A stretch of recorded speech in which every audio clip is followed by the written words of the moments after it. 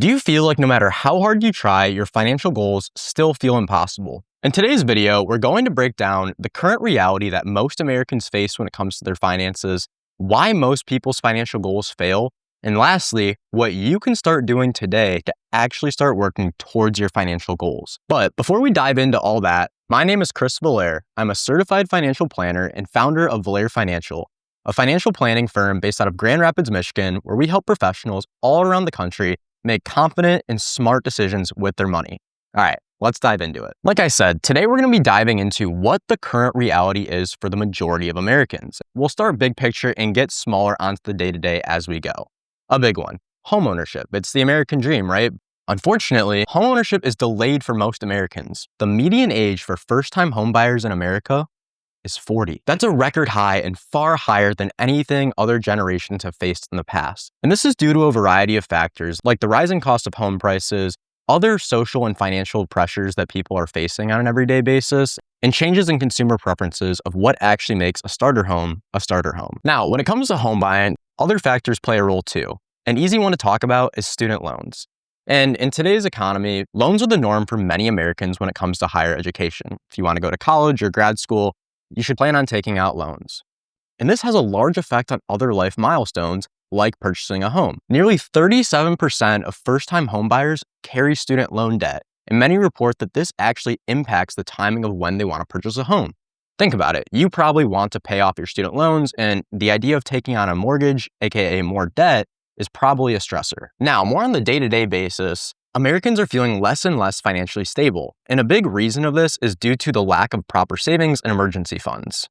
According to Bankrate's most recent emergency savings report, only 47% of Americans have enough in savings to cover a $1,000 emergency expense.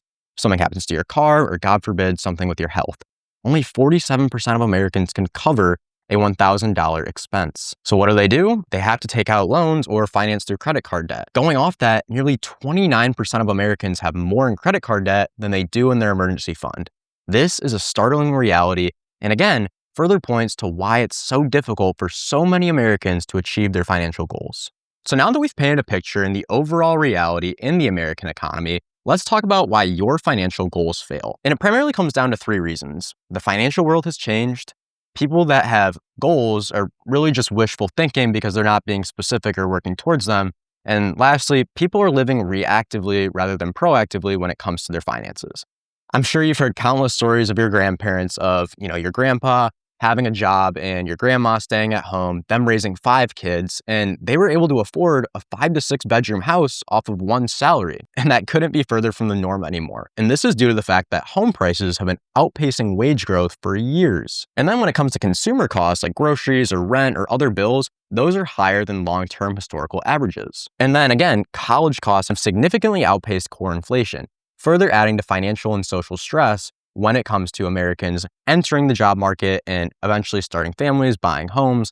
All of these factors play a role in why people are buying homes later, paying off their debt later, and feeling less secure when it comes to their finances. And this shift is not your fault. It's a part of a broader economic change that impacts so many people, and this is the world that we live in. This is the reality. And just because this is the world we live in doesn't mean that you cannot buy a home or you will be trapped in debt for the rest of your life. What it does mean, though, is that there's a new playbook and a new set of rules that you need to follow in order to get ahead financially. The second reason why most people's financial goals are failing is that they don't really have financial goals in the first place. Let's start with the American dream, buying a home. A lot of people love the idea of home ownership and think it sounds appealing, but how many of these people actually have a concrete plan of, this is what I'm going to do, for how long, and know what sacrifices they need to make, and then actually making them to go about and achieving that goal of home ownership? I guarantee you that number is a lot lower. People don't define what they want. They don't know exactly what they want financially, and that's for a good reason. There are billions and billions of dollars every single year that are going towards marketing campaigns telling you that you need the latest and greatest product or service, and they are all fighting for your attention and your dollars being pulled in numerous different directions. And when you don't know what you want or where you're going, you don't really know how to track your progress because you don't know what progress looks like. You're essentially banking on wishful thinking to let your financial dreams turn into reality. And this turns into aimless wandering, hopeful savings without a real plan, no sense of clarity, and no target end date in mind. And the last reason why most people fail their financial goals is because they're living reactively rather than proactively. When you're living paycheck to paycheck and something happens, it's easy to go into panic mode, to freak out, to say, oh my gosh, I need to liquidate this savings, I need to take out this loan, I need to do this. When you know where you stand and you have a plan, that eliminates the stress when life inevitably happens. You feel calm, confident, and relaxed, knowing that you have a strategy in place. And when it comes to emergency funds, what I tell people is emergency funds are boring until they're not. Sure, it's not the most sexy thing to have, $10,000 to $15,000 in the bank, earning maybe 3% in a high yield savings account if you're lucky. Maybe even lower if you're not in a high yield savings account. But when life inevitably does happen, and you do have a large unexpected expense that comes up, you are going to be thanking yourself that you intentionally set aside those funds to serve the purpose of an emergency fund. These are just the three main reasons why people fail their financial goals. And yes, some of these factors are external and not necessarily your fault, but I think there are a lot of these decisions that we all need to spend time reflecting on and saying, where am I falling short? Where can I improve? And where should I invite accountability in? So now let's talk about how you can actually start achieving your financial goals today. Don't make decisions when you're panicking. And the easiest way to prevent this, financially speaking, is to establish an emergency fund. That's just 3 to 6 months of expenses that are off limits that you're not going to touch, no matter what trip comes up or what expense that you think you need to purchase. This money is off limits no matter what.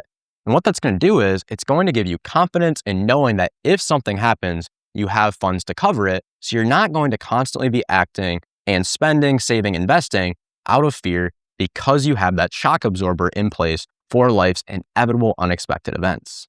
In addition to having a healthy emergency fund set up, you need to operate on a budget. Especially as a young professional, a budget is going to be the cornerstone of your overall financial health and well-being that's going to lead to you eventually building long-term wealth.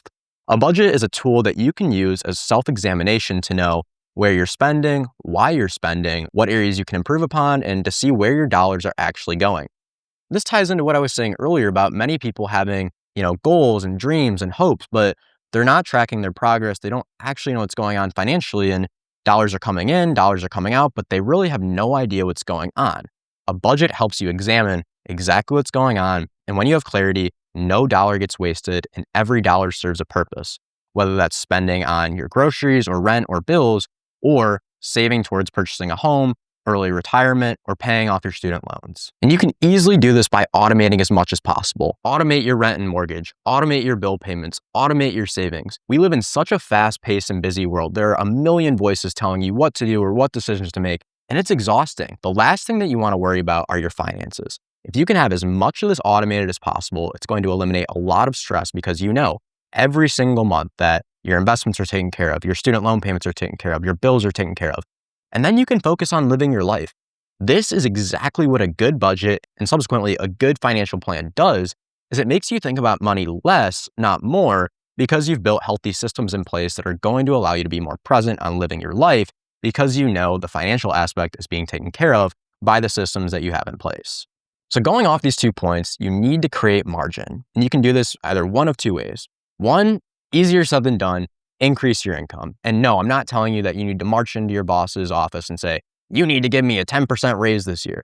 Not at all.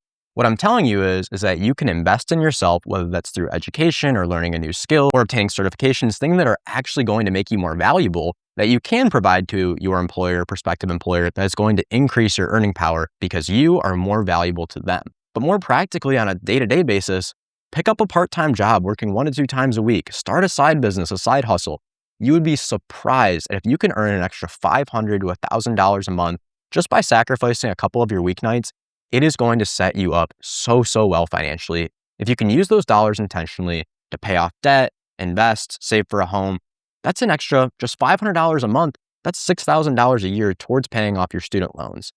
That can drastically accelerate your payoff timeline. And then when it comes to expenses, and no, I'm not here to tell you that you need to cut out every single coffee or every single out to eat trip. But what I would recommend is setting up a budget, knowing where you spend, and then intentionally spending the time to ask yourself, how does this stack up with my financial goals? Is this genuinely contributing to where I want to be?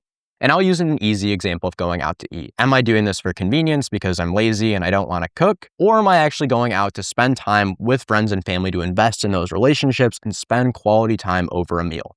As you can see, it's the same expense, but they're drastically different when it comes to the why behind it. A budget can be a great way to examine the why behind the decisions you're making. And it comes down to living below your means. If you can't create margin, you're going to be stuck on the wheel of being forced to work to keep up with your expenses. You need to create margin, and the earlier you do this, the sooner that you have time to deploy your capital, either investing it, paying off loans, or earning an actual rate of return on your money, the greater the magnitude of those decisions. The longer that you go not paying off your debt, the more you pay in interest. The longer that you go not investing, the less you earn in interest. Compound interest is a beautiful thing, but it works in both ways. Start now, you reap the benefits. Wait, and you're constantly swimming against the tide. That's a decision you have to make. And then lastly, it comes down to financial education. Learn and realize what's out there. Talk to your HR department and understand the employee benefits you have. If you have a 401k match, ensure you're getting that. Opening up an IRA or Roth IRA and contributing towards the maximum. Improve your credit score and potentially refinance your student loans. Do what you need to do to ensure that you're taking advantage of, one, the tax code, but two, your employee benefits that they may offer. You would be surprised at how much free money that you're leaving on the table by either not contacting your HR department, navigating through the tax code, shopping around on insurance, educating yourself on your budget or what subscriptions you have. It's a common theme of taking the time to understand where you're at, where you want to go, and then what actually needs to be done to get you there. So to wrap things up, financial success does not come from wishful thinking or dreams and hopes. It comes down to understanding where you're at now, where you want to go, and then reverse engineering that so you have a concrete plan with actionable steps and check-ins with built-in accountability so you can get there. And again, you need to cut yourself slack. You need to have grace for yourself. Some of these things are due to external factors like our overall economy and the direction the world has gone. But a lot of these things can be traced down to your internal heart posture and mindset when it comes to your finances. I hope that you guys found this video helpful. I hope that you leave feeling encouraged and empowered, but that you realize that there is a sense of urgency when it comes to your finances, especially as a young professional. There's a lot of easy mistakes that can be avoided, and the longer you wait, the more and more expensive that they become to fix. I hope that you guys enjoyed. Please like, comment, subscribe, and I'll see you in the next one. Thanks.